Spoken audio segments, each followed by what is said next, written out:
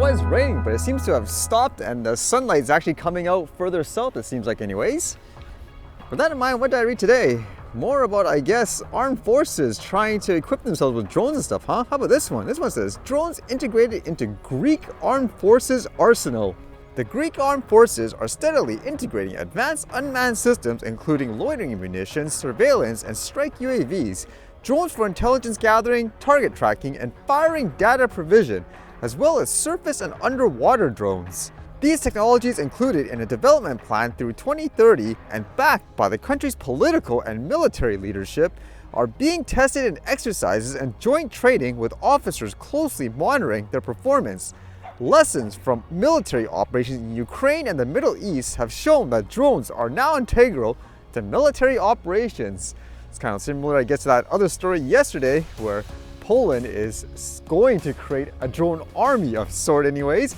It says, although Greece's first remote military system flew in 1982, both the military and defense industry have struggled to keep up with technological advancement, due in part to the economic crisis and a focus on other military systems. Special operations units are already equipped with various small, quote, commercial drones, primarily for reconnaissance. It makes me wonder what they meant there by quoting commercial. Do they mean they're just using off-the-shelf drones, for example? Or let's just say a DJI one? It says the acquisition of the US-built Switchblade 300 and the larger Switchblade 600 is only a matter of time through a bilateral agreement with the US. The Switchblade 300 is a short-range drone covering about 20 kilometers and designed for use against personnel and lightly armored targets, while the Switchblade 600 has double the range and an anti-tank warhead. No one wants to get left behind, I guess, huh? It's kind of interesting too because there usually are a lot of more advanced stuff used in the military that you're not aware of, and the fact that they say they've been flying, let's just say, quote, drones since 1982, it makes you wonder how many other high-tech stuff there are that we're just not aware of anyways.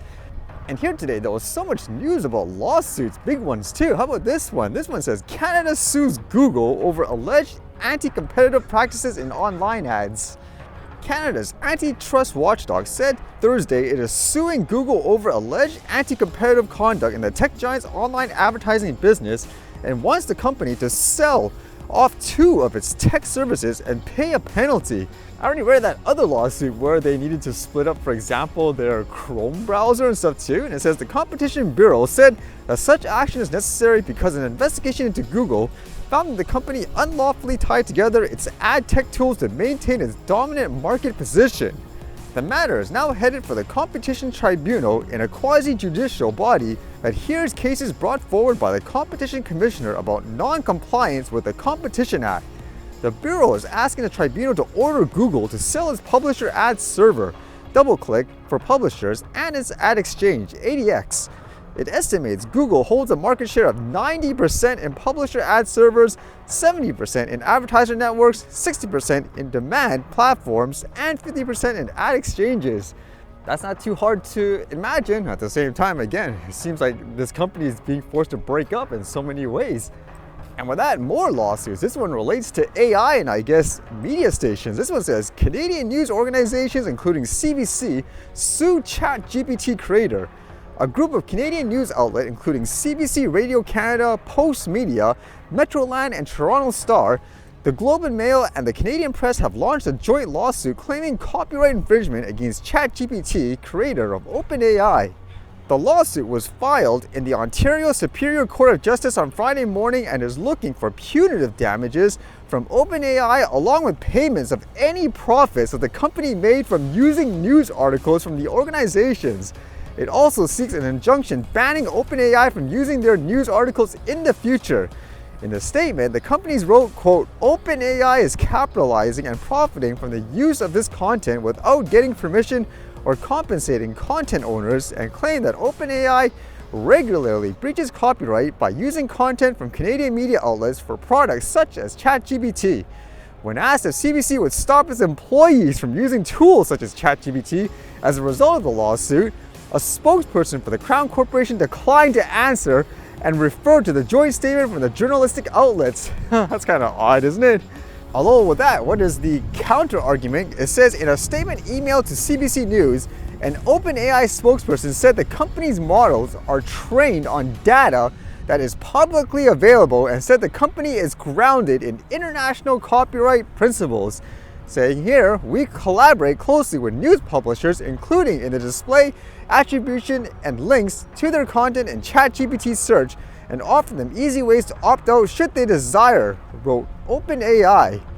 And they talk about how in the US there's actually a lawsuit with the New York Times. It's still going on currently, but this is a topic in general in terms of, I guess, AI platform using content to train and so forth. Would that be an argument here? Hey, it's public information.